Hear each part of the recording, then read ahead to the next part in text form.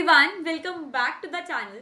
सो आज के इस वीडियो में हम कंप्लीट करने वाले हैं हमारे यूनिट 4 के दो लास्ट टॉपिक, जो कि है total quality management and second one is coordination. तो इसके बाद हम हमारी इस यूनिट को भी अच्छे से कंप्लीट कर लेंगे और सिर्फ बचेंगे यूनिट 5 और यूनिट 6। उसके बाद सेमेस्टर 1 का सब्जेक्ट पीओएम अच्छे से फिनिश हो जाएगा। तो ये तो हो गई हमारी सारी बातें। अब हम शुरू करते हैं आज के हमारे मेन टॉपिक को, which is total quality management. तो सबसे पहले आप डेफिनेशन देखिए। Total quality management is defined as a continuous effort by the management as well as employees. So first of all the word is here which is continuous. अब continuous का मतलब क्या है? कॉन्टिन्यूस का मीनिंग है, आप जानते हैं पर इधर कैसे वो समझाती हूँ। कॉन्टिन्यूस मतलब कि ये कोई ऐसा आपको टास्क नहीं मिला जो कि किसी 10 दिन या 15 दिन में खत्म हो जाए। ये जब तक आपके ऑर्गेनाइजेशन है तब तक ये प्रोसेस चलना है। इसका मतलब ये है कि इट्स अ कॉन्टिन्यूस एफर्ट जो कि मैनेजमेंट को भी परफॉर्म करना है और साथ ही साथ जो ऑर्गेनाइजेशन के एम्प्लॉयज हैं उनको भी परफॉर्म करना है। अब ये प्रोसेस क्या है? नाउ द प्रोसेस इज कि आपको लगातार एफर्ट्स डालने किस चीज के लिए? For ensuring long term customer loyalty and customer satisfaction.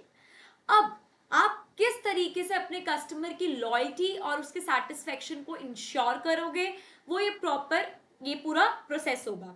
अब इस बात पे मैं दोबारा से आऊंगी, इससे पहले मैं आपको एक चीज पूछती हूँ।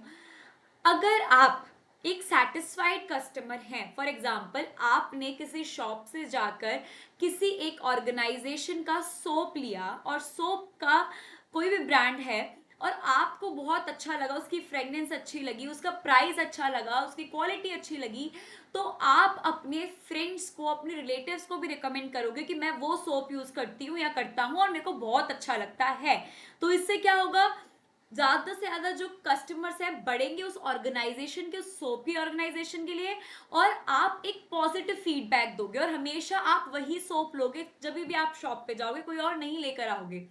सो ये तो ये चीज हो गई। और दूसरी चीज क्या, कि अगर आपको पसंद नहीं आया कि भाई छोटा सा सोप है और 80 रुपीज का है, ये तो बहुत ज्यादा महंगा है, ये तो सही नहीं है, तो फिर आपके दिमाग में नेगेटिव थॉट आ गया किसी भी चीज को लेके, और आप उसकी जो पब्लिसिटी है वो भी नेगेटिव ही करोगे कि I didn't like that product, मेरे को नहीं पसंद आया, ऐसे कर करके तो आप उस ऑर्गेनाइजेशन से हटोगे, भैया ये वाला नहीं। तो ये क्या है? आपने अपने कस्टमर गवा दिए। पहले वाले केस में आपने कस्टमर्स बढ़ाए, इसमें गवा दिए। सो ये सारी बात किस पर आती है? आपके मैनेजमेंट पे और एम्प्लॉयज पे, कि वो किस टाइप का आपको क्वालिटी देते हैं प्रोडक्ट की। ठीक है, तो क्वालिटी किस पे बेसिकली डिपेंड करती है? अगर मैं कहूं कि मैं अपने कस्टमर्स को एक क्वालिटी ऑफ प्रोडक्ट प्रोवाइड करती हूँ, तो क्वालिटी मीन्स व्हाट? उसकी ड्यूरेबिलिटी, और एक तो ये हो जाएगा कि भाई कितने टाइम तक वो चल रहा है। उसके बाद रिलायबिलिटी मीन्स व्हाट? क्या आप उस पर फेथ है, आपका ट्रस्ट कर रहे हो आप कि भाई ये कोई प्रॉब्लम नहीं करेगा ना स्किन को कैसे भी। अभी मैं सोप के एग्जांपल से ही समझा रही हूँ। और तीसरा अफोर्डेबिलिटी देखोगे कि भाई महंगा है नहीं है। तो और भी काफी सारी चीजें आप एक पूरा क्वालिटी बनाती है एक प्रोडक्ट की। ठीक है, तो यही यही वो प्रोसेस है जो कि आपके मैनेजमेंट को और आपके एम्प्लॉयज को परफॉर्म करना होता है, कि आप अपने क्वालिटी को अपने प्रोडक्ट की इतना अच्छा करें, इतना बेस्ट करें कि जिसकी वजह से आपके कस्टमर सिर्फ आपके ऑर्गेनाइजेशन को प्रेफर करें, उनकी लॉयल्टी आपके ऑर्गेनाइजेशन के प्रति हो और वो सेटिस्फाइड फील करे। तो ये ही है टोटल क्वालिटी मैनेजमेंट, कि you need to satisfy your customers. ये प्रोसेस है जो कि continuous throughout the life of the organisation परफॉर्म करना होता है। तो मैंने यहाँ से डेफिनेशन से चली थी, एक एग्जांपल दिया और वहां से आपको ये चीज समझाई है कि इसका असली मतलब क्या है, कि आपको क्या करना है। प्रोसेस तो है पर क्या करना है इसके अंदर, कि बेस्ट टू बेस्ट चीजें आपको लेकर आने, कहीं भी किसी भी तरीके की कमी नहीं होनी चाहिए। अगर है तो उसको इंप्रूव करिए, बिकॉज जो ग्राहक है, ग्राहक को हम एक तरीके से भी कहते हैं, ग्राहक तो भगवान की तरीके से हम मानते हैं, तो उनको सेटिस्फाई करना बहुत जरूरी है, क्योंकि वो खुश हैं तो हम खुश हैं। बिना कस्टमर के कैसा? ठीक है, तो यही चीज यहाँ पे लिखी हुई है। You need to give something extra to your customers to expect loyalty in return. आपको कुछ ना कुछ एक्स्ट्रा उनको देना होगा, तभी आप लॉयल्टी एक्सपेक्ट कर सकते हैं। अदरवाइज जो आपके कॉम्पिटिटर्स हैं वो कुछ एक्स्ट्रा दे के सारे कस्टमर्स अपनी तरफ खींच लेंगे, ठीक है, साथ में कुछ सेल लगा देंगे या फिर कुछ ऑफर निकाल देंगे और आप पीछे रह जाओगे, आप उस चीज को मैच नहीं कर पाओगे, तो कस्टमर्स आपके साथ नहीं रहेंगे, अपनी लॉयल्टी को चेंज करके दूसरी जगह चले जाएंगे। तो इसलिए इन सब का कॉन्टिन्यूस ध्यान रखना बहुत जरूरी है, अदरवाइज आप अपने कस्टमर्स को खो दोगे। So quality can be measure in terms of durability, reliability, usage and so on, जो कि मैंने अभी बात करी। सो ये था हमारा टोटल क्वालिटी मैनेजमेंट का कंप्लीट पार्ट। इसको मैंने चाहा कि मैं आपको अच्छे से समझा दूं, एग्जाम्पल से आप ज्यादा अच्छे तरीके से समझ पाएंगे, और अगर कुछ डाउट हो तो आप इससे रिलेटेड पूछ सकते हैं। ये इतना ही टॉपिक था, अब आगे बढ़ते हैं। Okay, so now let's talk about coordination. So ये तो ऐसा वर्ड है जो आपने अपनी डेली लाइफ में भी बहुत सुना होगा। अगर आप किसी टीम में हैं तो बहुत बार आपको एडवाइस करी जाती है कि अगर आप कोऑर्डिनेशन के साथ काम करेंगे तो it will give you better result. तो ये सेम चीज़ हमारी ऑर्गेनाइजेशन के अंदर भी होती है, एंड कैसे होती है, क्या होती है, इसकी हम डेफिनेशन देख के समझते हैं। Coordination is the function of management which ensure that different departments and groups work in sync. आपको ये चीज अच्छे से आप जानते हैं कि ऑर्गेनाइजेशन के अंदर बहुत सारे डिपार्टमेंट होते हैं, मैं रिपीट नहीं करूंगी, यू गाइस नो।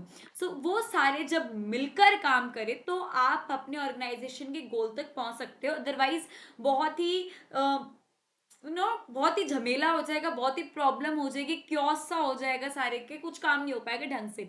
सो इसलिए सारी एक्टिविटीज का सिंक में होना बहुत जरूरी है। दैट मीन्स एक साथ सबके सहयोग के साथ अच्छे से काम हो जाए, unity of action is needed, तो उसको हम बेसिकली कोऑर्डिनेशन बोलते हैं, सिंपल, ठीक है। So it also brings harmony in carrying out the different task and activities to achieve the organisation objective efficiently. शांति से, सुख शांति से, सबके सहयोग के साथ एक साथ काम करके हमारा पूरा काम हो जाए। So here we are with the importance of coordination. तो ये कुछ इंपॉर्टेंस लिखी है। First one is encourages team spirit. Of course अगर आप कोऑर्डिनेशन के साथ करेंगे काम तो जो टीम स्पिरिट है वो इंकरेज होगी। सो ये सारी इंपॉर्टेंस है। मेरे को लगता है इसमें आपको रीड करके कोई भी ऐसा पॉइंट हो कि जो ना समझ आए, सब कुछ नॉर्मल है कि आपको डायरेक्शन मिलती है अगर आप कोऑर्डिनेशन के साथ काम करते हैं, एक सिंक में काम होता है, मोटिवेशन मिलती है, मोटिवेशन आप एक दूसरे को भी मोटिवेट करते हैं, इंस्पायर करते हैं। जितने भी रिसोर्सेज हैं वो कोई भी रिसोर्स वेस्ट नहीं जाता है, बिल्कुल ऑप्टिमम यूटिलाइजेशन होता है हर रिसोर्स का, क्योंकि पहले से प्लान्ड तरीके से काम होता है कोऑर्डिनेशन के साथ में, और आप अपने गोल को जल्दी से जल्दी अचीव कर पाएंगे। इंप्रूव होता है रिलेशन भी ऑर्गेनाइजेशन के अंदर एम्प्लॉयज के बीच में, हायर एफिशिएंसी और गुडविल जो है वो तो होगी भाई, जब अच्छे से काम होगा सारा, तो मार्केट में भी और वैसे भी। तो मेरे हिसाब से ये कुछ इजी टर्म्स है इंपॉर्टेंस की। अगर आपको इनमें किसी में भी कोई भी डाउट हो तो आप कमेंट सेशन में पूछ लीजिए, मैं आपको दोबारा से समझा दूंगी, अदरवाइज इट्स इजी। तो इसी के साथ हमारी यूनिट 4 कंप्लीट हो चुकी है। आई होप आपको पूरी यूनिट बहुत अच्छे तरीके से समझ आ गई हो, और अगर समझ आ गई है तो चैनल को सब्सक्राइब करना ना भूलें, शेयर करना ना भूलें, कमेंट करें और लाइक करें वीडियोस को, और आगे आने वाली वीडियोस का इंतजार करें, क्योंकि हम POM बहुत जल्दी कंप्लीट करने वाले हैं। Thank you.